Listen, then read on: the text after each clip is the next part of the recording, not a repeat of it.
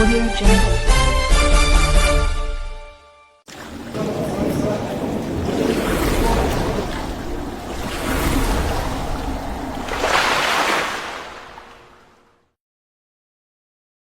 ಮುಖ್ಯ ಕಾರ್ಯನಿರ್ವಾಹಕರಾದಂತಹ ಪ್ರವೀಣ್ ಅವರೇ, ಈ ಜಿಲ್ಲೆಯ ಪೊಲೀಸ್ ಅಧೀಕ್ಷಕರಾದಂತಹ ಶ್ರೀ ನಿಖಿಲ್ ಅವರೇ,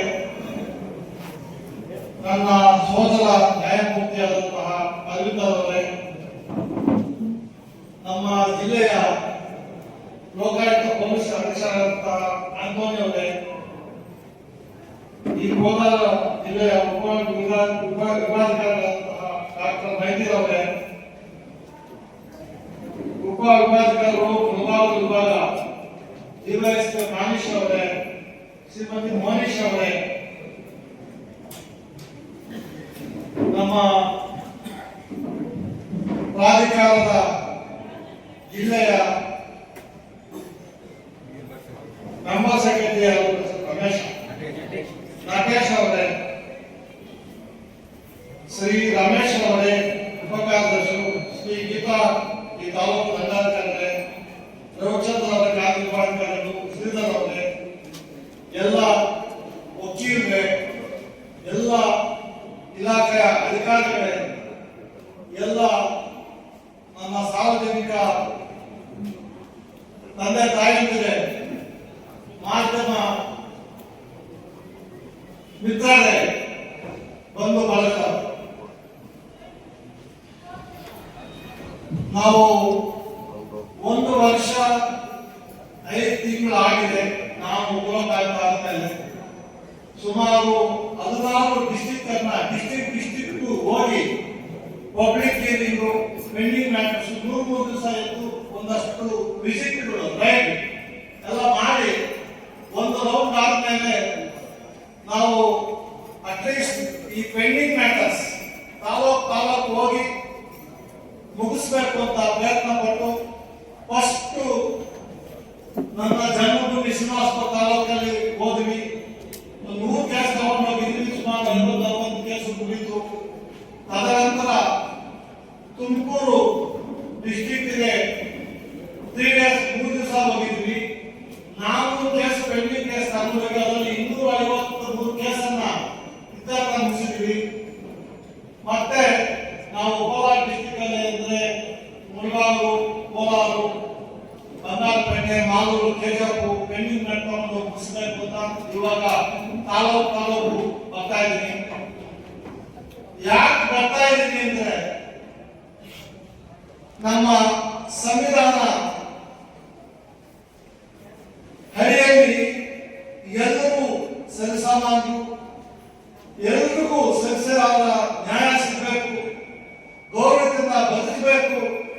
ತಮ್ಮ ಹಕ್ಕುಗಳನ್ನ ಅವರು 79 ವರ್ಷ ಆದರೂ ಇನ್ನ ಹೋರಾಟ ಮಾಡುವ ಪರಿಸ್ಥಿತಿ ಇರಬಾರದು.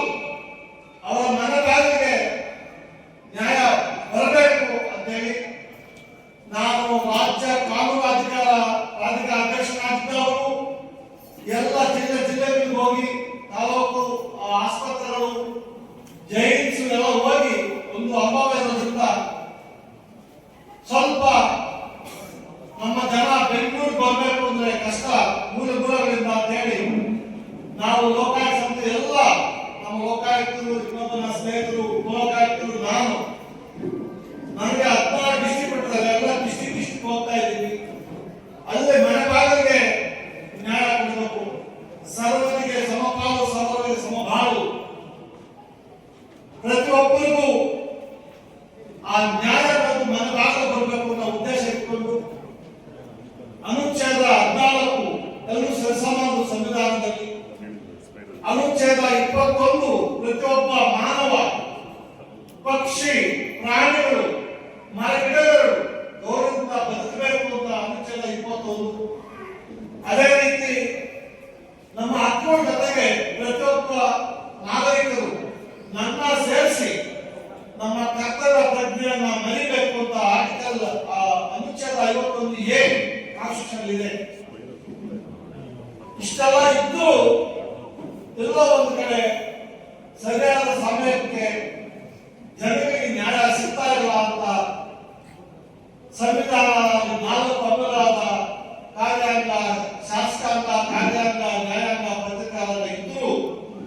79 ವರ್ಷ ಸ್ವಾತಂತ್ರ್ಯ ಬಂದ್ರು ನಮಗೆ ಎಲ್ಲೋ ಒಂದು ಕಡೆ ಜನಗಳಿಗೆ ನಿಜವಾದ ನ್ಯಾಯ ಸಿಗ್ತಾ ಇದೆ ಅನ್ನೋ ಭಾವನೆ. ಅದಕ್ಕೆ ಕೇಂದ್ರದಲ್ಲಿ ಲೋಕಪಾಲ್ ಅಂತ ಬಂದಿದೆ, ರಾಜ್ಯಗಳಲ್ಲಿ ಲೋಕಾಯುಕ್ತ ಅಂತ ಬಂದಿದೆ. ನಮ್ಮ ಲೋಕಾಯುಕ್ತ ಕರ್ನಾಟಕ ಲೋಕಾಯುಕ್ತ ಒಂದು ಪವಿತ್ರವಾದ ಸಂಸ್ಥೆ. ಅದಕ್ಕೆ ಒಂದು ಇತಿಹಾಸವಿದೆ. ಸಿಟ್ಟಿಂಗ್ ಆಗಿದ್ದಂತಹ ಚೀಫ್ ಮಿನಿಸ್ಟರ್ನ ಜೈಲು ಕಳಿಸಿದಂತಹ ಒಂದು ಶಕ್ತಿ ನಮ್ಮ ಲೋಕಾಯುಕ್ತಕ್ಕಿದೆ. ಮಿನಿಸ್ಟರ್ಗಳು ಕಳಿಸಿದ್ವಿ, ಆಗಿದ್ದ ಮಿನಿಸ್ಟರ್ಗಳನ್ನ, ಆಗಿದ್ದ ಲೋಕಾಯುಕ್ತರನ್ನೇ ರಿಸೈನ್ ಮಾಡಿ ವಾಪಸ್ ಹೋಗುವಂತ ಆ ಶಕ್ತಿ ಕರ್ನಾಟಕ ಲೋಕ. ಇಡೀ ಭಾರತದಲ್ಲಿ ಯಾವ ಎಕ್ಸೆಪ್ಟ್ ಪಂಜಾಬ್, ಹಿಮಾಚಲ ಪ್ರದೇಶ ಬಿಟ್ಟರೆ ಇಡೀ ಭಾರತದಲ್ಲಿ ಕರ್ನಾಟಕ ಲೋಕಾಯುಕ್ತ ಒಂದೇ ಗಟ್ಟಿ ಕೆಲಸ ಮಾಡ್ತದೆ. ಮೊನ್ನೆ ನಮ್ಮ ಹೈಕೋರ್ಟ್ ಅಲ್ಲಿ ಜಡ್ಜಿಗಳು ಹೇಳಿದ್ರು, ಇಡೀ ಭಾರತದಲ್ಲಿ ಕರ್ನಾಟಕ ಲೋಕಾಯುಕ್ತ ಹೆಚ್ಚಿಗೆ ಕೆಲಸ ಮಾಡ್ತಾ ಇದೆ. ಎಲ್ಲ ಒಂದ್ ಕಡೆ ಈ ಟೈಮ್ ಕೆಲಸ ಆಗದಕ್ಕೆ ನಾವೆಲ್ಲರೂ ಕಾರಣ, ನಮ್ಮ ಅಧಿಕಾರಿಗಳು ಕಾರಣ. ಎಲ್ಲ ಅಧಿಕಾರಿಗಳು ಕೆಟ್ಟೋದಿಲ್ಲ, ಎಲ್ಲ ಅಧಿಕಾರಿಗಳು ಒಳ್ಳೆಯವರಲ್ಲ, ಹಾಗೆ ಎಲ್ಲ ಸಾರ್ವಜನಿಕರು ಒಳ್ಳೆಯವರಲ್ಲ, ಒಳ್ಳೆಯವರು ಎಲ್ಲರೂ ಕೆಟ್ಟವರಲ್ಲ. ಆದರೆ ಒಳ್ಳೆಯವರ ಸಂಖ್ಯೆ ಅಧಿಕಾರ ವರ್ಗದಲ್ಲಿ ಸಮಾಜದಲ್ಲಿ ಕಮ್ಮಿ ಆಗ್ತಾ ಇದೆ. ಎಲ್ಲ ಒಂದ್ ಕಡೆ ಈ ಕಮ್ಮಿ ಆಗೋದ್ರಿಂದ ಅವರನ್ನ ನಟ್ಟಿಗೆ ಕೆಲಸ ಮಾಡಬೇಕು ಅಂತ ಈ ಲೋಕಾಯುಕ್ತ ಸಂಸ್ಥೆಗಳು ಉದ್ಭವ ಆಗಿದೆ. ತಮಾಷೆ ಏನಂದ್ರೆ ನಾವು ನೆಟ್ಟಿ ಕೆಲಸ ಮಾಡಬೇಕು, ಬೆಳಗ್ಗೆ ಎದ್ದು ರಾತ್ರಿ 12 ಗಂಟೆ 1 ಗಂಟೆ ಆಗುತ್ತೆ. ನಮ್ಮ ಜನ ಕೆಲವರಿದ್ದಾರೆ, ಸಂಘಗಳು, ಆಕ್ಟಿವಿಸ್ಟು, ಎಲ್ಲ ಆಕ್ಟಿವಿಸ್ಟು ಕೆಟ್ಟವರಲ್ಲ, ಎಲ್ಲ ಸಂಘಗಳು ಕೆಟ್ಟದ್ದಲ್ಲ. ದೇರ್ ಆರ್ ಗುಡ್ ಪೀಪಲ್, ಒಳ್ಳೆ ಸಂಘಗಳಿದೆ, ಅದರಿಂದ ಸಮಾಜಕ್ಕೆ ಒಳ್ಳೆ ಕೆಲಸ ಮಾಡೋಕ್ಕೆ ಅವರು ಪ್ರಯತ್ನ ಮಾಡ್ತಾ ಇದ್ದಾರೆ. ನಾವೊಂದು ಈ ಗ್ರಾಮ ಪಂಚಾಯತ್ಗಳಲ್ಲಿ ಆ ದುಡ್ಡನ್ನ ಕಲೆಕ್ಟ್ ಮಾಡಿಕೊಂಡು ಟೈಮ್ಗೆ ಕೊಡ್ತಾ ಇಲ್ಲ ಅಂತ ಹೇಳಿ ಒಬ್ರು ಕೊಂಚೆ ಶಿವರುದ್ರಪ್ಪ ಅಂತ ಒಬ್ಬ ಸಮಾಜ ಕಾರ್ಯಕರ್ತ, ಅವರಿಂದ ಸುಮಾರು 30 ಕೋಟಿ ದುಡ್ಡು ಬಂದಿದೆ. ನಾನು ಕಳಿಸಿದ್ದೀನಿ. ಅವರನ್ನ ಲೋಕಾಯುಕ್ತ ಸಮಸ್ಯೆ ಕರೆಸಿ ಸುಮಾರು 400-500 ಆಫೀಸರ್ಗಳ ಮುಂದೆ ನಿಲ್ಲಿಸಿ ಇಂತಹ ಸಮಾಜ ಕಾರ್ಯಕರ್ತರಾಗಬೇಕು ಅಂತ ನಾನು ಹೇಳಿದೆ. ಅದೇ ರೀತಿ ಕೆಲವು ಸಮಾಜ ಕಾರ್ಯಕರ್ತರು ತಮ್ಮ ಸ್ವಾರ್ಥಕ್ಕೋಸ್ಕರ ಆನೆಸ್ಟ್ ಆಗಿರುವಂತಹ ಆಫೀಸರ್ ಎದುರಿಸಿ ಅವರ ಮೇಲೆ ಸುಮ್ಮನೆ ಕೇಸಿಗೆ ಹಾಕ್ತಾರೆ. ಅಂತವರಿಗೆ ನಾನು ನಿಮ್ಮ ಮುಖಾಂತರ ಹೆಚ್ಚಿಗೆ ಕೊಡ್ತಾ ಇದ್ದೀನಿ. ನಿಮ್ಮ ದಬ್ಬಾಳಿಕೆ, ನಿಮ್ಮ ಸ್ವಾರ್ಥಕ್ಕೋಸ್ಕರ ನೀವು ಯಾವ ಅಧಿಕಾರಿಗಳನ್ನು ಮುಟ್ಟಕ್ಕಾಗಲ್ಲ. ನನಗೆ ಎದುರಿಸ್ತಾರೆ, ನಿಮಗೆ ಎದುರಿಗೆ ನಾವು ಬಗ್ಗದಿಲ್ಲ. ಬ್ರಿಟಿಷರಿಗೆ ಹೆದೆಪಟ್ಟು ನಾವು ಬ್ರಿಟಿಷರನ್ನ ಒಳಗೋಡಿ ಸ್ವಾತಂತ್ರ್ಯ ಪಡೆದವರು ಭಾರತೀಯರು. ನೀವು ಸ್ವತಂತ್ರ ಬಂದ ಮೇಲೆ ಇನ್ನು ಚೆನ್ನಾಗಿ ಕೆಲಸ ಮಾಡಿ ಬದುಕಿ ಅಂದ್ರೆ ಅವರಿಗೆ ವೃತ್ತಿ ಏನಿಲ್ಲ, ಒಂದು ಫೋಟೋ ಇಟ್ಕೊಳ್ಳೋದು. ನಾನು ಅದೆಲ್ಲ ಗಮನಿಸ್ತಾ ಇದ್ದೀನಿ. ಪ್ರೆಸ್ ಇಟ್ಕೊಳ್ಳೋದು, ಪ್ರೆಸ್ ಕೆಲಸ ಮಾಡೋದಿಲ್ಲ, ಒಂದೇ ಒಂದು ಫೋಟೋ, ಒಂದು ಕಾರ್ಡ್ ಇಟ್ಕೊಂಡು ಹೋಗೋದು, ಆಫೀಸ್ ಇಟ್ಕೊಳ್ಳೋದು, ಆನೆಸ್ಟ್ ನಿಷ್ಠವಾದ ಅಧಿಕಾರಿಗಳನ್ನು ಎದುರಿಸೋದು. ಎಲ್ಲ ಒಂದು ಕಡೆ ನಾನು ಅಧಿಕಾರಿಗಳನ್ನು ಮನವಿ ಮಾಡ್ತೀನಿ, ನೀವು ಆನೆಸ್ಟ್ ಆಗಿದ್ರೆ ನಿಮ್ಮ ಯಾವುದೇನೂ ಮಾಡೋಕ್ಕಾಗೋದಿಲ್ಲ. ಏನು ಪೋಸ್ಟ್ ಟ್ರಾನ್ಸ್ಫರ್ ಮಾಡ್ತಾರೆ, ಫಸ್ಟ್ ನೀವು ಆನೆಸ್ಟ್ ಆಗಿದ್ರು, ನೀವು ಡಿಸಾನೆಸ್ಟ್ ಇದೆ ಅಂತ ಹೇಳ್ಬಿಟ್ಟು ಅವ್ರು ನಿಮ್ಮನ್ನು ಬ್ಲಾಕ್ ಮೇಲ್ ಮಾಡ್ತಾರೆ. ಅಂತ ಬ್ಲಾಕ್ ಮೇಲ್ ಮಾಡುವಂತಹ ಯಾರೇ ಸಾರ್ವಜನಿಕ ಹೆಸರಲ್ಲಿ ಬ್ಲಾಕ್ ಮಾಡುವ ಅಧಿಕಾರಿ ನಾನು ಕ್ಷಮಿಸೋದಿಲ್ಲ. ನನಗೂ ಥ್ರೆಟ್ ಮಾಡ್ತಾರೆ, ನಾನು ಕೇರೆ ಮಾಡಲ್ಲ. 65 ವರ್ಷ ಬದುಕಿದ್ದೀನಿ. ಏನಾಗುತ್ತೆ ಒಂದೊಂದು ಕ್ಷಣಕ್ಕೂ ನಮ್ಮ ಸೈನಿಕರು ಗಡಿಗಳಲ್ಲಿ ಪ್ರಾಣಾರ್ಪಣೆ ಮಾಡ್ತಾ ಇದ್ದಾರೆ. ಅವರಿಗಿಂತ ಅವಾಗ ಏನಾಗ್ಬಿಡುತ್ತೆ, ಏನಾಗೋದಿಲ್ಲ. ನಾವೆಲ್ಲ ಅಧಿಕಾರಿಗಳಲ್ಲಿ ರಿಕ್ವೆಸ್ಟ್ ಮಾಡೋದು, ನಿಮ್ಮ ಕೆಲಸ ಕಾಯ ವಾಚ ಅಂತ ನೀವು ನೆಟ್ಟಿ ಕೆಲಸ ಮಾಡಿದ್ರೆ ಈ ಅವಾಗ 5% ನಾವು ಸ್ವತಂತ್ರ ಪೂರ್ವದಲ್ಲಿ ದೇಶಭಕ್ತಿ 95%, 5% ಮೀಸಲಾತಿ ಅವಾಗಿತ್ತು. ಇವಾಗ ಮೀಸಲಾತಿ ಜಾಸ್ತಿ ಆಗ್ತಿದ್ದಾರೆ. ಎದುರಿಸಿ ಜೀವನ ಮಾಡೋದು ಅದು ಜೀವಮಾನ. ನಾನು ಅಂತ ಅಧಿಕಾರಿಗಳನ್ನ ಆಗಲಿ ಆ ತರ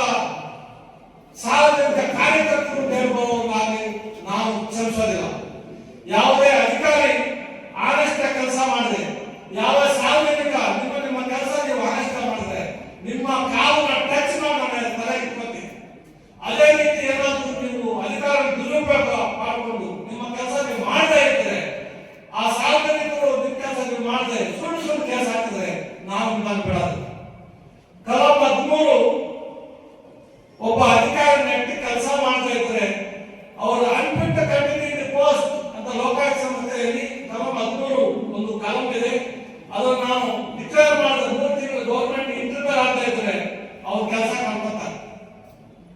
ಅದೇ ಸುಮಾರು ನಾವು ಅಧಿಕಾರ ಹೇಳಿ ಕಳಿಸ್ತೀವಿ, ಬನ್ನಿ ಅಂತ 2 ತಿಂಗಳು 3 ತಿಂಗಳು ಮೊದಲೇ ಡೇಟ್ ಕೊಡ್ತೀವಿ, ನೀವು ಇಂಟರ್ವ್ಯೂ ಬರೋದಿಲ್ಲ.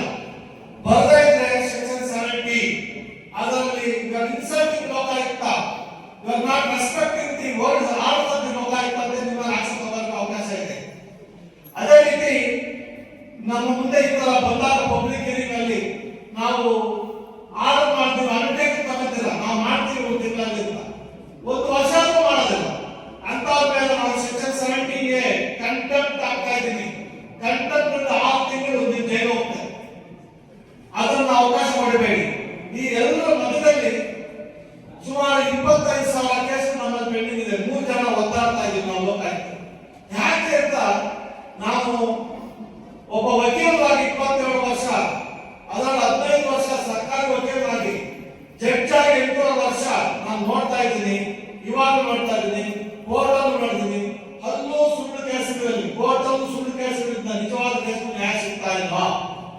ಇಲ್ಲಿ ನಮ್ಮಲ್ಲಿ 25,000 ಕೇಸ್ ಪೆಂಡಿಂಗ್ ಇದೆ. ಇದರಲ್ಲಿ ಸುಮಾರು 8,000 ಕೇಸ್ ಸುಳ್ಳು ಕೇಸ್ ಇದೆ. ನೋಡ್ತಾರೆ ಯಾಕೆ ಸುಳ್ಳು ಕೇಸ್ ಹಾಕ್ತಾರೆ? ಸುಮ್ಮನೆ ಈ ಬಿಲ್ಡಿಂಗ್ ಕಟ್ಟಿದ್ದಾರೆ, ಅದು ಸಬ್ ಸ್ಟ್ಯಾಂಡರ್ಡ್ ಒಂದು ಕೇಸ್ ಹಾಕ್ತಾರೆ, ಏನು ಹಾಕೋದಿಲ್ಲ, ಅದಕ್ಕೆ ಮೆಟೀರಿಯಲ್ ಕೊಡೋದಿಲ್ಲ. ನಾವು ಅದೆಲ್ಲ ಚೆಕ್ ಮಾಡಿ ಅಧಿಕಾರಿಗಳನ್ನು ಕಳಿಸಿ ಎಲ್ಲ ಮಾಡಿದ್ರೆ ಎಂಕ್ವೈರಿ ಆಗಿ 1 ವರ್ಷ ಆಗುತ್ತೆ. ಆಮೇಲೆ ಅವನ ಕರೆದು ನೋಡಪ್ಪ ಎಲ್ಲ ಕರೆಕ್ಟ್ ಆಗಿದೆ ಬಾ ಅಂದ್ರೆ ಅದಕ್ಕೆ ಆನ್ಸರ್ ಮಾಡಿ ನಾವು ಅಲ್ಲಿಂದ ಬರ್ತೀವಿ, ನಿಮ್ಗೆ ನೋಟಿಸ್ ಕೊಡ್ತೀವಿ, ಅವ್ರು ಹಾಕೇ ಇಲ್ಲ ಅಂತ ಹೇಳಿ ಅಂದ್ರೆ ಕೇಸ್ ಹಾಕಿದ ಮೇಲೆ ಕೈ ಸಿಗಲ್ಲ. ಅಂದ್ರೆ ಎಲ್ಲ ಒಂದು ಕಡೆ ನಮ್ಮ ಅಧಿಕಾರಿಗಳು ಈ ನಮ್ಮ ಸಂಬಂಧಪಟ್ಟ ಕಂಪ್ಲೇಂಟ್ ಕೊಲ್ಲೂರು ಹಾಕ್ತಾರೆ, ಕೇಸುಗಳು ಟ್ರ್ಯಾಕ್ ಆಗ್ತವೆ, ಡಿಎನ್ಕ್ವೈರಿ ಮಾಡ್ತೀವಿ, ಅಲ್ಲಿ ಎವಿಡೆನ್ಸ್ಗೆ ಬರಲ್ಲ. ಇವ್ರು ಕೆಲಸ ಮುಗಿದ್ರೆ ಅವರು ನಮ್ಮ ಮೀಟಿಂಗು ಬರಲ್ಲ, ಫಂಕ್ಷನ್ ಬರಲ್ಲ. ಫಸ್ಟ್ ಸಮಾಜ ಬದಲಾಗಬೇಕು. ನಾವು ಎಲ್ಲವರೆಗೂ ದುಡ್ಡು ತಗೊಂಡು ಓಟ್ ಹಾಕ್ತೀವೋ ಅಲ್ಲಿವರೆಗೂ ದೇಶ ಉದ್ಧಾರ ಆಗುತ್ತೆ. ನೀವು ನಾನು ಎಲ್ಲರೂ ಬದಲಾಗಬೇಕು.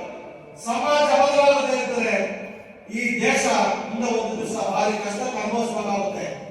ದೇಶಭಕ್ತಿ ನಮ್ಮಲ್ಲಿಲ್ಲ, ಸ್ವಾರ್ಥ ತುಳುಕಾಗ್ತಾ ಇದೆ. ದಯವಿಟ್ಟು ಎಲ್ಲರೂ ನಾನು ರಿಕ್ವೆಸ್ಟ್ ಮಾಡಿ, ಎಲ್ಲ ಅಧಿಕಾರಿಗಳು ತಮ್ಮ ಕೆಲಸ ನಿಷ್ಠೆಯಿಂದ ಮಾಡಿ. ಸಾರ್ವಜನಿಕರು ನಿಜವಾದ ಜೆನ್ಯೂನ್ ಕೇಸ್ ಇದೆ, ಬನ್ನಿ ನಾನು ಸಪೋರ್ಟ್ ಮಾಡ್ತೀನಿ. ಬ್ಲಾಕ್ ಮೇಲ್ ಮಾಡಕ್ ಬಂದ್ರೆ ನಾನು ಬಿಡಲ್ಲ, ಯಾವ ಬ್ಲಾಕ್ ಮೇಲ್ ಬಗ್ಗಲ್ಲ. ಯಾವ ಹೇಳುತ್ತೆ ಪ್ರೆಸಿಡೆಂಟ್ ಅಭಿನಂದನೆ ಹೇಳ್ತಿದ್ದೀನಿ, ಈ ಪೋಸ್ಟ್ಗೋಸ್ಕರ ನಾನು ಬಂದಿಲ್ಲ, ಸಮಾಜ ಸೇವೆಗೋಸ್ಕರ ಬಂದಿದ್ದೀನಿ. ಎಲ್ಲ ಜೀವನದಲ್ಲಿ 45 ವರ್ಷ ನೋಡಿದ್ದೀನಿ, ನನಗೆ ಏನು ಬೇಕಾಗಿಲ್ಲ. ದುಷ್ಟ ಸಮಾನ ಮಾಡಕ್ ಬಂದಿದ್ದೀನಿ. ದಯವಿಟ್ಟು ಎಲ್ಲ ಸಹಕಾರ ಮಾಡುತ್ತಾರೆ. ನನಗೆ ಎಲ್ಲ ಅಧಿಕಾರಿಗಳು, ಎಲ್ಲ ಸಾರ್ವಜನಿಕರು ದಯವಿಟ್ಟು ಕೈ ಜೋಡಿಸಿ. ನಿಮ್ಗೆ ಏನ್ ಬೇಕು ನಾನು ಕೊಡ್ತೀನಿ. ನಾನು ಬಂದ ತಕ್ಷಣ ವ್ಯವಸ್ಥೆ ಆಗಿದ್ದೀನಿ. ನನ್ನ ಆಸ್ತಿ ಅಂತಸ್ತು ಎಲ್ಲ ವ್ಯವಸ್ಥೆ ಆಗ್ತೀನಿ. ಯಾರು ಬೇಕು ತಗೋಬಹುದು. ನೀವು ಸುತ್ತಿ ಮೊಬೈಲ್ ಹಾಕಿದ್ರೆ ಸಿಗುತ್ತೆ. ಅದಕ್ಕೆ ಯಾವುದಕ್ಕೆ ಎದುರಲ್ಲ ನಾನು. ನೀವು ಬ್ಲಾಕ್ ಮೇಲ್ ತಂತ್ರ ಬಿಡಿ. ಅಧಿಕಾರಿಗಳಾಗಲಿ ಸಾರ್ವಜನಿಕರಾಗಲಿ ದಯವಿಟ್ಟು ಬ್ಲಾಕ್ ಮೇಲ್ ತಂತ್ರ ಬಿಡಿ. ನಿಮ್ಮ ಜೆನ್ಯೂನ್ ಕೆಲಸನ ನಾನು ಸಪೋರ್ಟ್ ಮಾಡ್ತೀನಿ. ಆಸ್ಪತ್ರೆಗೆ ಹೋಗ್ತೀವಿ, ಅದೇ ಬೆಡ್ಗಳು ನೋಡಕ್ಕಾಗಲ್ಲ. ಆ ದಿನಗಳು ಎಷ್ಟು ವರ್ಷ ಇರ್ತಾವ, ಗೌರ್ಮೆಂಟ್ ದುಡ್ಡು ಬರುತ್ತೆ, ಅದು ಉಪಯೋಗ ಆಗ್ತಾ ಇಲ್ಲ. ಮೊನ್ನೆ ನಾವು ಬಂಗಾರಪೇಟೆ ಅಲ್ಲಿ ಸುಮಾರು 22 ಜನ ಡಾಕ್ಟರ್ಸ್ ತಾಲೂಕು ಮಟ್ಟದಲ್ಲಿ ಡಾಕ್ಟರ್ ಅದೇ ಇರಬೇಕು ಅಂತ ನಾನು ಗಲಾಟೆ ಮಾಡಿದಾಗ ನಮ್ಮ ಡಾಕ್ಟರು ಸುಳ್ಳು ಅಪ್ಡೇಟ್ ಹಾಕ್ಬಿಟ್ಟು ಬಂದು ನನ್ನ ಮುಂದೆ ಎಲ್ಲ ನಾವಲ್ಲಿ ಬಾಡಿಗೆ ಇದೀನಿ ಅಂತ ನಾನು ಲೋಕಾಯುಕ್ತ ಆಂದೋಲನ ಕಳಿಸಿ ಚೆಕ್ ಮಾಡಿ ಸರ್ ಅಂತ ಹೇಳಿದ್ರೆ ಎಲ್ಲ ಸುಳ್ಳು, ಫೇಕ್ ರೆಂಟ್ ಇತ್ತು. ಕೊನೆಗೆ ನಮ್ಮ DHO ಕಳಿಸಿ ಅಡ್ಮಿಷನ್ ಆಫೀಸರ್ ಕಳಿಸಿ ನಾನು ಅವ್ರಿಗೆ ಇದೊಂದು ಸಾಕು ನಿಮ್ಮ ಮನೆ ಕೆಲಸಕ್ಕೆ ತಪ್ಪಾಯ್ತು ಸರ್, ನಾವು ಮಾಡ್ತೀವಿ ಅಂತ. ಇವಾಗ 22 ಜನ ಅಡ್ಮಿಷನ್ ಭಾರತಿ ಬೇಜಾರು ಮಾಡ್ಕೊಂಡು ಬಂದು ಸಾರ್ ಬಾರಿ ಕಾಣ್ಕೊಂಡು ನಾನು ಕಾಟ ಕೊಡ್ತಾ ಇಲ್ಲ, ಜನರಿಗೆ ಸಿಗಬೇಕು ನೀವು ಅಂತ. ಆಮೇಲೆ ನಾನು ಅದು ಹೇಳಿದ್ಮೇಲೆ ಅದೊಂದು ಆಕ್ಸಿಡೆಂಟ್ ಆಯ್ತು. 60 ಜನ ಆಕ್ಸಿಡೆಂಟ್ ಆಗಿ ಎಲ್ಲರಿಗೂ ಟ್ರೀಟ್ಮೆಂಟ್ ಕೊಡಕ್ಕೆಲ್ಲ ಡಾಕ್ಟರ್ ರೆಡಿ ಆಗಿತ್ತು. ಅಮ್ಮ ಮತ್ತೆ ಬಂದೇಳು ಸರ್ ನಾನು ಸ್ವಲ್ಪ ಬೇಜಾರಾಯ್ತು ಫಸ್ಟು, ಆದ್ರೆ ಇವಾಗ ನನಗೆ ಒಳ್ಳೆ ಸಿಗೋದು ಸರ್. ಬಂಗಾರಪೇಟೆಯಲ್ಲಿ ಎಲ್ಲರೂ ಡಾಕ್ಟರ್ ಸರ್, ಒಬ್ಬರು ಸಹಾಯಕ್ಕೆ ನಾವು ಬಿಟ್ಟಿಲ್ಲ ಅಂತ. ಯಾಕೆ ಅಧಿಕಾರಿಗಳು ಇರ್ಬೇಕು ಅಂತೀನಿ. ಮುಳುಗಾಲದಲ್ಲಿ ಗೊತ್ತಿಲ್ಲ. DHO ಬೆಂಗಳೂರಿನ ಬರೋರು ನಮ್ಮ DDL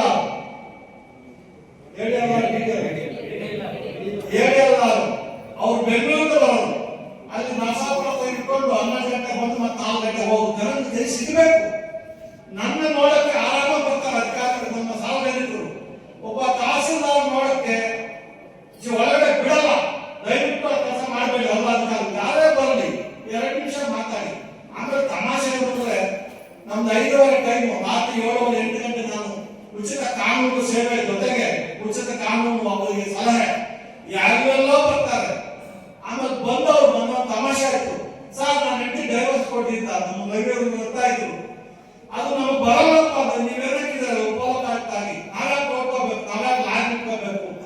ದಯವಿಟ್ಟು ಯಾರೇ ನಮ್ಮ ಸಾರ್ವಜನಿಕರು ಅಧಿಕಾರಿಗಳು ನಮ್ಮ ಲೋಕಾಯುಕ್ತ ಸಂಸ್ಥೆಯಲ್ಲಿ ನಾನು ಬಂದ ಮೇಲೆ ಇದೆಲ್ಲ ಬುಕ್ಗಳು ಮಾಡಿಸಿದೀವಿ, ದಯವಿಟ್ಟು ಎಲ್ಲ ಓದ್ಕೊಡಿ.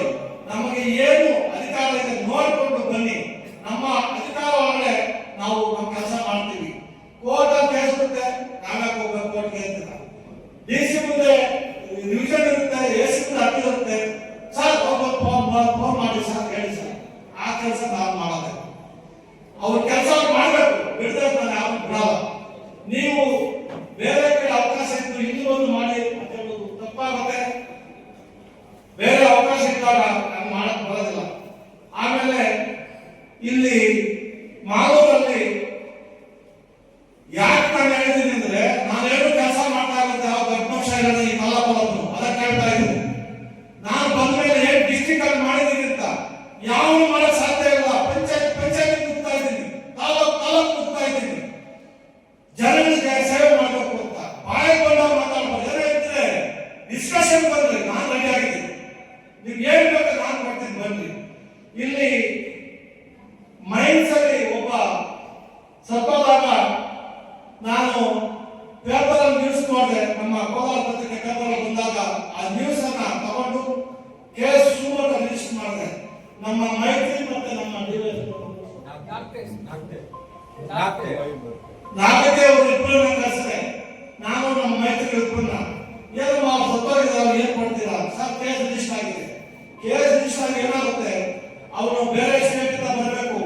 ಇಲ್ಲಿ ಅವ್ರು ಏನಾಗುತ್ತೆ ಏನು ಕೊಡಲ್ಲ. ಸುಮಾರು ಕೇಸ್ ರಿಜಿಸ್ಟರ್ ಮಾಡಿ ನಾನು ಮೈತ್ರಿ ಮತ್ತೆ ನಮ್ಮ ಡಿವೈಎಸ್ಪಿಗೆ ಜಗಳ ಮಾಡಿ ಗಲಾಟೆ ಮಾಡಿಸಿ ಅವರಿಗೆ 15 ಲಕ್ಷ ದುಡ್ಡು ಕೊಡಿಸಿದ್ದೀನಿ. 15 ಲಕ್ಷ ದುಡ್ಡು ಅವರಿಗೆ ಹೆಂಡತಿಗೆ ಕೊಡೋದು ಮಾಡಿ, ಆ ಹೆಂಡತಿಗೆ ಅಲ್ಲೊಂದು ಕೆಲಸ ಸಿಕ್ಕಿದೆ, ಪಾರ್ಟ್ ಟೈಮ್ ಕೆಲಸ, ಮಕ್ಕಳ ಸ್ಕೂಲ್ ಸೇರಿಸಿದ್ವಿ. ಅದೊಂದು ನಾವು ಮಾಡಿ ಅದಾದ್ಮೇಲೆ ನಾನು ಎಚ್ಚರಿಕೊಂಡೆ, ನಮ್ಮ ಡಿಸ್ಟ್ರಿಕ್ಟ್ ಅಲ್ಲಿ ಕ್ರಶ್ ಓನರ್ಸ್ ಕೆಲಸ ಮಾಡೋರು, ಮೈನ್ಸ್ ಓನರ್ ಕೆಲಸ ಮಾಡೋರು, ಲೇಬರ್ಸ್ಗೆ ಎಲ್ಲರಿಗೂ ಇನ್ಶೂರೆನ್ಸ್ ಮಾಡಲೇಬೇಕು ಅಂತ ಫಸ್ಟ್ ಟೈಮ್ ಕರ್ನಾಟಕದಲ್ಲಿ ಕೋಲಾರ ಡಿಸ್ಟ್ರಿಕ್ಟ್ ಅಲ್ಲೇ ಎಲ್ಲ ನಮ್ಮ ಲೇಬರ್ಸ್ಗೆ, ಮೈನ್ಸ್ ಕೆಲಸ ಮಾಡೋರಿಗೆ ಮತ್ತೆ ಕ್ರಶ್ ಕೆಲಸ ಮಾಡೋರಿಗೆ ಸುಮಾರು 400 ಜನ ಫಸ್ಟ್ ಟೈಮ್ ಇನ್ಶೂರೆನ್ಸ್ ಆಗಿದೆ. ಅವ್ರು ಏನೋ ಸತ್ತರೆ ಇವಾಗ ಆಟೋಮೆಟಿಕ್ ಆಗಿ ಅವರಿಗೆ 15 ಲಕ್ಷ ದುಡ್ಡು ಬರುತ್ತೆ. 50,000 ಕಟ್ಟಬೇಕು. ಓನರ್ಗೂ ಅನುಕೂಲ ಆಯ್ತು, ಸಮಾಜಕ್ಕೂ ಅನುಕೂಲ ಆಯ್ತು. ಆ ಒಂದು ಒಳ್ಳೆ ಕೆಲಸ ಮಾಡಕ್ಕೆ ನಮ್ಮ ಅಧಿಕಾರಿಗಳನ್ನ ನಾನು ರಿಕ್ವೆಸ್ಟ್ ಮಾಡ್ತೀನಿ. ಇವಾಗ ಗ್ರೂಪ್ ಸಂಸ್ಥೆ 50,000 ರೂಪಾಯಿ ಕಟ್ತಾರೆ. ಒಬ್ಬ ಸತ್ತು ಅವ್ರು 15 ಡಿಪೆಂಡ್ಸ್ ಅಪಾನ್ ಸರ್ವಿಸ್, ಅವ್ರು 15 ರಿಂದ 20 ಲಕ್ಷ ದುಡ್ಡು ಬರುತ್ತೆ ಅವರಿಗೆ. ಇಂತಹ ಒಳ್ಳೆ ಕೆಲಸಗಳನ್ನ ಮಾಡಕ್ಕೆ ನಾವು ಈ ರಾಯಚೂರು ಒಂದಿದ್ದಾಗ ಹೋಗಿದ್ವಿ. ಇಲ್ಲೂ ಮಂಗಳೂರಲ್ಲೂ ಆಯ್ತು. ಆಸ್ತಿಗೆ ಹೋದ್ರೆ 100 ಜನ ಮಾತ್ರ ಉಳಿದಿದ್ದಾರೆ. 420 ಜನಕ್ಕೆ ಬಿಲ್ ಆಗ್ತಾರೆ ಗೌರ್ಮೆಂಟ್. ಒಂದು ಹುಡುಗಿಗೆ 2,300 ರೂಪಾಯಿ ಬರುತ್ತೆ ಗೌರ್ಮೆಂಟ್. 3 ವರ್ಷ ದುಡ್ಡಿಂದ ಅವ್ರು ಅಂತ ಬೆಳಕ ಹೋಗ್ತಾ ನಾನು ಕೇಸ್ ರಿಜಿಸ್ಟರ್ ಮಾಡಿದೆ. ಅದಕ್ಕೆ ಥ್ರೆಟ್ ಇವ್ರು ಏನ್ ಮಾಡಕ್ಕಾಗುತ್ತೆ ನಮ್ಮನ್ನ, ನಾವು ನಿಮ್ಮಲ್ಲಿ ಒಬ್ಬನು 144 ಕೋಟಿ, ನಾನು ಒಬ್ಬ ನಿಮ್ಮಲ್ಲಿ ವರ್ಷ ಅಲ್ಲಿ ಕೂತ್ಕೊಂಡಾಗ ನಾನು ಒಬ್ಬ ಆರ್ಡಿನರಿ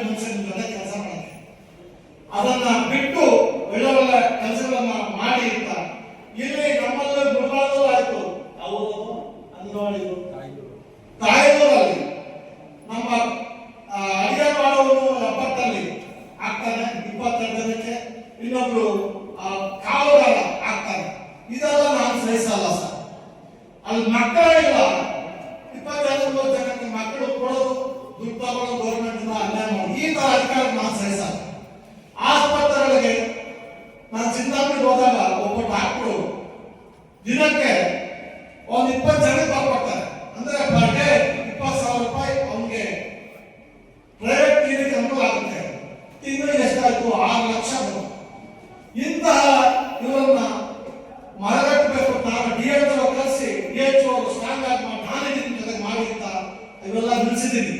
ಅದಕ್ಕೆ ಒಂದು ಸರ್ಕಾರ ಶುರು ಮಾಡಿಸಿದ್ದೀವಿ. ಯಾರೇ ಆಸ್ಪತ್ರೆಯಲ್ಲಿ ಏನೇ ಪ್ರಾಬ್ಲಮ್ ಆದರೂ ಗವರ್ಮೆಂಟ್ ದುಡ್ಡು ಕೊಡುತ್ತೆ. ಪರ್ ಡೇ ತಾಲೂಕು ಆಸ್ಪತ್ರೆಯಲ್ಲಿ 10,000 ರೂಪಾಯಿ ಕೊಡುತ್ತೆ, ಡಿಸ್ಟ್ರಿಕ್ಟ್ ಆಸ್ಪತ್ರೆ 25,000 ರೂಪಾಯಿ ಕೊಡುತ್ತೆ.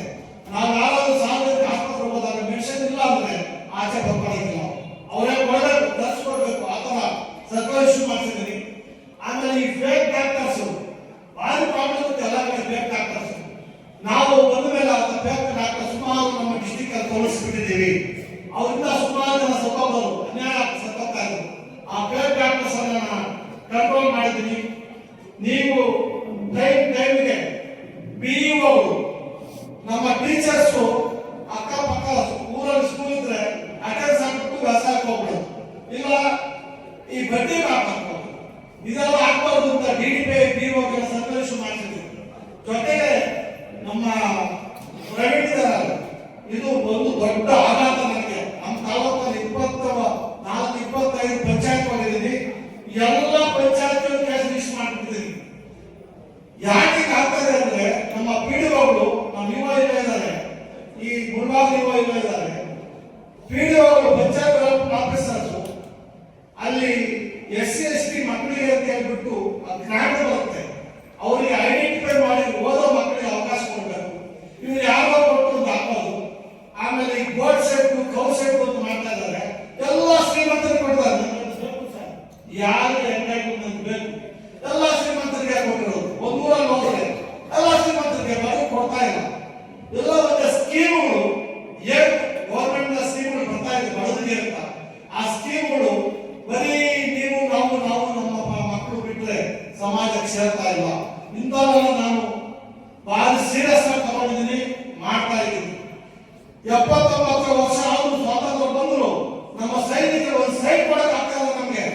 ಅದಕ್ಕೆ ಮೊನ್ನೆ ಬಿಫೋರ್ ಇಂಡಿಪೆಂಡೆನ್ಸ್ ನಾನು ನಮ್ಮ ಲೋಕಾಯುಕ್ತ ಸೇರ್ಕೊಂಡು 178 ತಾಲೂಕಲ್ಲಿ ಸುಮೋಟಕ್ಕೆ ಲಿಸ್ಟ್ ಮಾಡಿ ಸೈನಿಕರಿಗೆ ಕೊಡಲೇಬೇಕು ಅಂತ. ಇವಾಗ ನಮ್ಮ DC ಅವರು ಆಲ್ರೆಡಿ ಹೇಳಿದ್ರೆ ನಮ್ಮ ಆಲ್ರೆಡಿ ಆಗ್ತಾ ಇದೆ ಸರ್ ಅಂತ. ತಾಲೂಕು ಸೈನಿಕ ಕಾನೂನು ಮಾಡಕ್ಕೆ ಯಾರು ಮಾಡಕ್ಕೆ ಸರ್ ನಾವು ಮಾಡಿದ್ವಿ. ನಾವು ಬಂದ್ಮೇಲೆ ಆಮೇಲೆ ಬರೀ 200 ಫ್ರೀಡಮ್ ಫೈಟರ್ ಇಲ್ಲಿ ಜಾಸ್ತಿ ಇದ್ದಾರೆ.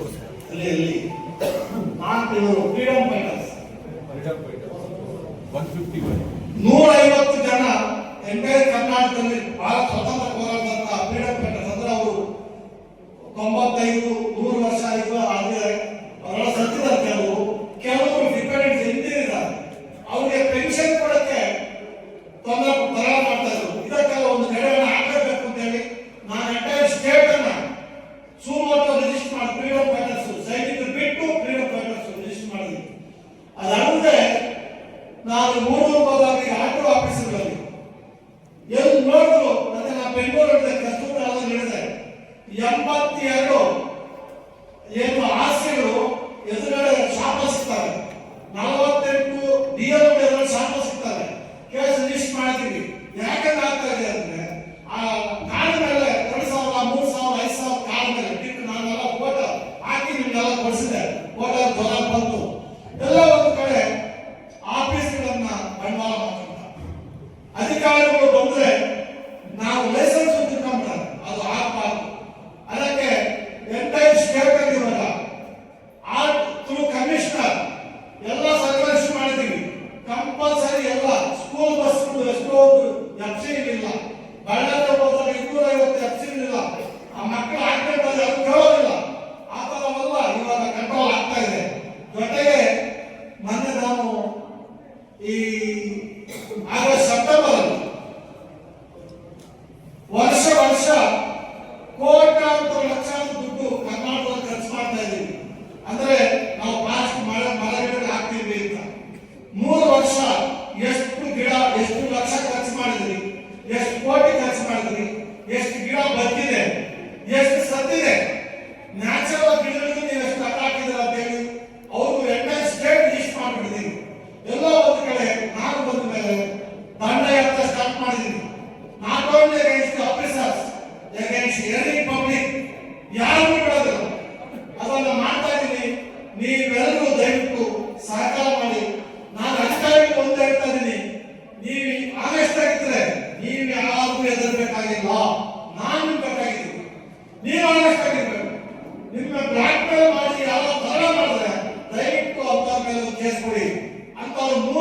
ಜೈಲು ಕಳಿಸ್ತೀನಿ ನಾನು. ನಿಮ್ಮನ್ನು 6 ತಿಂಗಳಿಂದ 3 ವರ್ಷ ಜೈಲು ಕಳಿಸಕ್ಕೆ ಕೆಲವು 20 ಲೋಕಾಯುಕ್ತ ಆಗ್ತಾ ಸುಳ್ಳು ಕೆಲಸಗಳು ಆಗ್ತದೆ. ನಿಮ್ಮ ಮೇಲೆ ಹೆದರ್ಕೋಬೇಡಿ. ನೀವು ಆಗಷ್ಟಾಗಿರ್ಬೇಕು. ನೀವು ಆಗಷ್ಟಾಗಿ ಯಾವುದೇನು ಮಾಡೋಕ್ಕಾಗಲ್ಲ. ಬ್ಲಾಕ್ ಮೇಲ್ ಮಾಡಿ ಜೀವನ ಮಾಡೋದು ಜಾಸ್ತಿ ಆಗ್ತಾರೆ. ಮೊದಲು ಬ್ರಿಟಿಷರು ಕಾಲದಲ್ಲಿ ಅಂತವ್ರಿದ್ರು, ಅಂತವರಿಂದ ಸ್ವಾತಂತ್ರ್ಯ ಲೇಟ್ ಆಗ್ಬಾರ್ದು. ಇಂಥವರಿಂದ ನಮ್ಮ ಹಕ್ಕುಗಳನ್ನ ಕಳಿಸ್ತಾ ಇದ್ದಾರೆ. ಅಧಿಕಾರಿಗಳ ಹಕ್ಕು, ಸಾರ್ವಜನಿಕ ಹಕ್ಕು. ಯಾರೋ 10 ಜನ ಸಾರ್ವಜನಿಕ ಪರವಾಗಿ ಹೋಗೋದು ಮಾಡ್ತಾ ಇಲ್ಲ. ಜೊತೆಗೆ ನಮ್ಮ ಡಿಸ್ಟ್ರಿಕ್ಟ್ ಅಲ್ಲಿ ಎಲ್ಲ ಕೆರೆಗಳನ್ನ ಕ್ಲೀನ್ ಮಾಡಬೇಕು ಶುರು ಮಾಡಿದ್ವಿ. ಒಬ್ಬರಿ ದಯವಿಟ್ಟು ನಾವು ರೈತರ ರಿಕ್ವೆಸ್ಟ್ ಮಾಡ್ಕೊತೀವಿ. ಒಬ್ಬರು ನೀವೇ ಬಿಟ್ಟು ಬಿಡ್ತೀವಿ. ನಾವು ಕೋಲಾರ ಡಿಸ್ಟ್ರಿಕ್ಟ್ ಜನ ಎಂಟರ್ ಕರ್ನಾಟಕ ಮಾಡಲಾಗಬೇಕು. ನಾವು ಬೇರೆ ಗೊತ್ತಿಲ್ಲ. ನಾವು ತಗೊಳ್ಳಿ, ನಮ್ಗೆ ಬೇಕಾಗಿಲ್ಲ.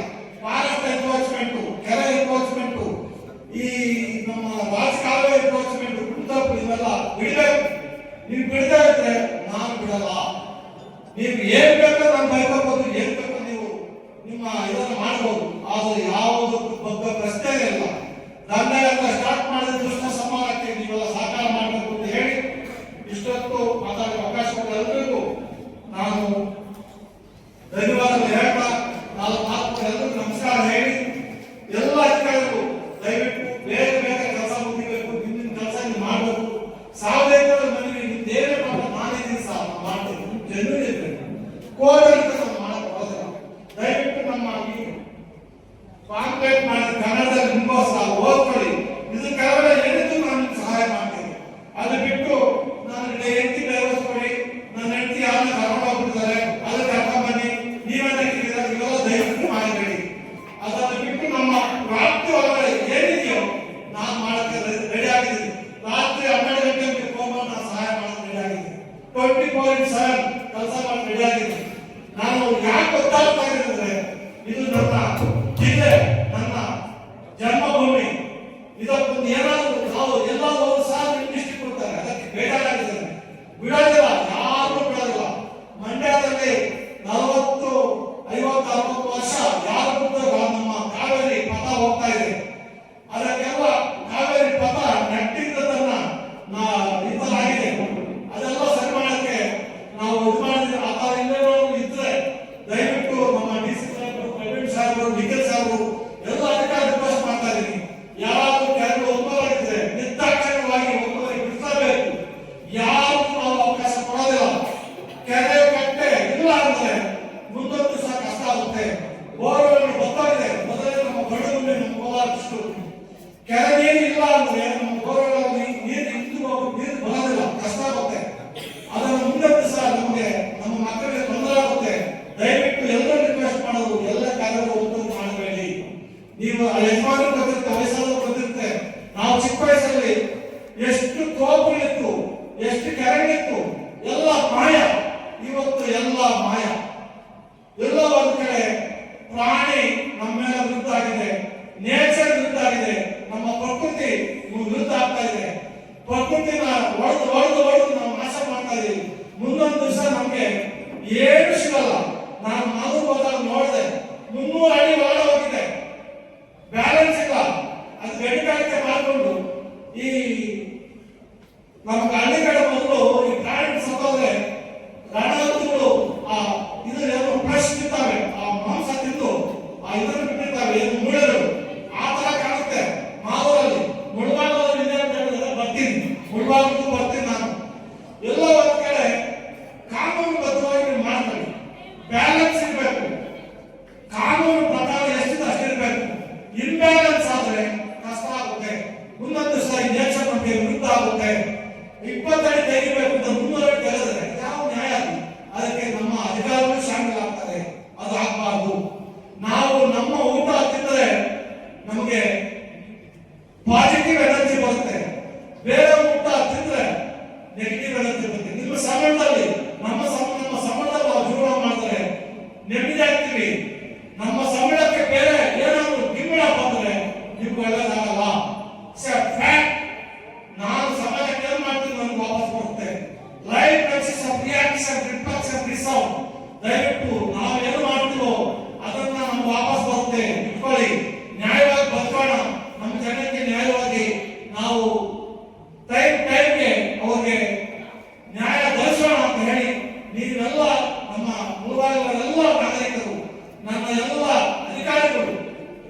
ಪಠ್ಯಕರ್ತರು